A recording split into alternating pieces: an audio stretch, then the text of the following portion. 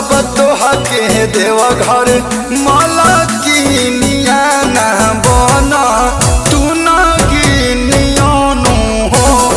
भैया तोहा के देवघर माला किनिया ना बना तू ना गिनियानु हो। सब बुझाता नहीं।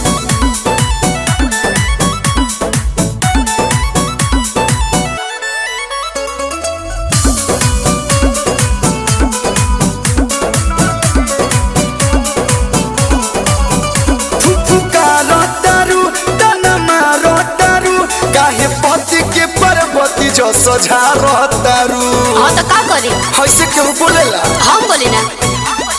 सावन के पावन महीना बा चढ़ल मुका तो गड़े बा काल जना बोल के ले जइबो ए बोल हम रखल झगड़े बा जान जा देबू टेंशन आई नहीं नी आए हमरो लक्ष्मी नियानु हो।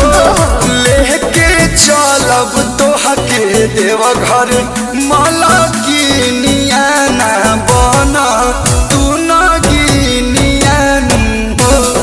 भैया तोहा के देवघर माला किनिया ना बना तू ना गिनियानु हो। बहुत झूठ बोलते हैं।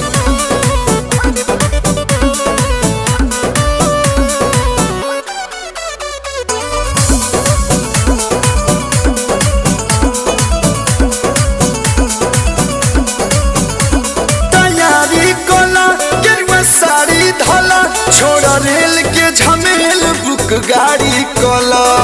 मजाक तो नहीं ना कर रहे हैं। प्रिंस प्रियांशु जस मार दे कहलो तो पलटे हो। सारा धाबा जाके जल ढारी देव घर भर पलटे हो। तोहरेला बाटे कुल कमीनिया हई घरिया जमीनिया हो। लेके चलब तोहा के देवघर